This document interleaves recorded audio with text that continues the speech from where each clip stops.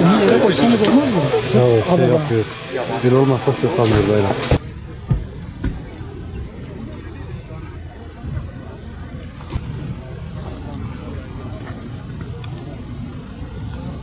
Memleketimizdeki kilo başına en fazla gelir getiren ürünlerden bir tanesi. Bundan dolayı da çiftçilerimiz yoğun şekilde fıstık bahçeleri üretimine, kendi tarımsal alanları fıstığa yöneltmeye ağırlık veriyorlar.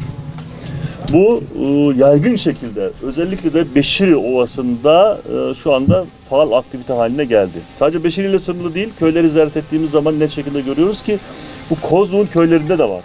Bu aynı zamanda Sason'un köylerinde de var. Bu yaygınlaşıyor. Neden? Isıyı ne kadar çok alırsa, bu bitki güneşi ne kadar çok alırsa elde edilen ürünün kalitesi ve büyüklüğü ve kıvamı o kadar artıyor. Bu bölgede de en fazla kaliteli şekilde bulacağınız şey güneştir ve yüksek ısıdır. Dolayısıyla bu bitki, Antep fıstığı, bu bölgede en iyi üretim yapılabilen ürünlerden bir tanesi haline gelmiştir. Bu tablonun bir kısmıdır. Görünen, hepimizin görmek istediği, sevdiği, hoşlandığı bir kısmıdır. Ancak bu tablonun bir başka tarafı daha var. O tablonun bir tarafı da şudur. Biz burada örnekte olduğu gibi bir tarlayı fıstık bahçesi haline getirdiğimiz zaman aynı zamanda başka bir şey daha yapıyoruz. Bu tarlada başkaca bir üretim yapılmasını da imkansız hale getiriyoruz. Burası sadece fıstık bahçesi olarak üretimin unsuru haline geliyor. Güzel, çiftçilerimiz memnun, mutlu. Daha fazla gelir elde ettikleri için her ne kadar 7 yıl herhangi bir şekilde gelir elde edemeseler bile 7 yıldan sonra elde etmiş oldukları gelirden dolayı mutlular. Ama bütüncül olarak olaya baktığımız zaman aynı zamanda bir de kayıp var. Çünkü bu tarlalarımızda daha öncesinden bitkisel üretim yapılıyordu. Hiçbir şey yapılmasa arpa buğday ekimi yapılıyordu. Artık bu ekim yapılmayacak hale geliyor. Peki hem bir tarafından fıstığı üretmek ama aynı zamanda da bu şekildeki tarla kayıplarından uzak kalabilmek nasıl mümkün olabilir? Bunun yolu da yöntemi de bizim açımızdan en uygun olan şey de özel ağaçlandırmadır. Özel ağaçlandırma şu anlama geliyor. Devletin ormanları var. Tescil edilmiş ormanlar bunlar. Ama bunların içerisinde pek çoğunda hiç ağaç yok. Bazılarında da çok az ağaç var. Dolayısıyla bu şekildeki yerlerin de fiilen aslında vatandaşlarımız bir şekilde sahiplenmiş durumdalar. Ona hamilik deniliyor bu bölgede. Yani bu şekildeki orman arazilerin hepsinin bir hamisi var. Ama bunlar orman tescili altında oldukları için de herhangi bir şekilde müdahale kabul etmiyor. Özel ağaçlandırma yaptığımız zaman, biz köylerimizde bu projeyi başlattığımız zaman ortaya çıkan tablo şuydu.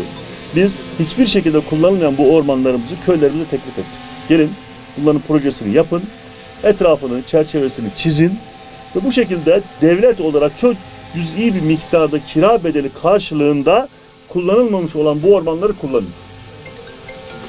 Ve proje hayata geçti. Şu anda Orman İşletme Müdürlüğümüz ve İl Tarım Müdürlüğümüzün koordinesi altında köylerimizde akın akın çiftçilerimiz bu projeden faydalanıyor. Bu projeden faydalandıkları zaman aynı zamanda devlet desteği de var. Yani %70 nispetinde bir devlet desteğinden de çiftçilerimizi bu şekilde faydalandırıyoruz. Bu şekildeki sayı şu anda 1100 adet. Yani çiftçilerimiz köylerimizden, Batman'ın köylerinden 1100 çiftçi özel ağaçlandırma için bu projeden faydalanıyor. Ve en güzel tarafı da şu, bu şekildeki özel ağaçlandırma projesini yaptığımız zaman tarlalarımızı da aynı şekilde kaybetmiyoruz. Çifte kazanç. Hem bir tarafından fıstığı elde ediyoruz, öbür tarafından tarlalarımızı da muhafaza etmeye devam ediyoruz. Böyle bakalım bir hadi. Şöylece pembe olduğu zaman bu son derece kolay bir ürün. Tek değiştirelim. Uygun noktadan tutar. Allah bereketli kılsın inşallah.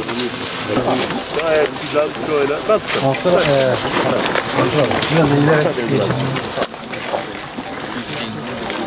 Böyle bakalım. Bakın şu. Gayet güzel olgunlaşmış gözüküyor.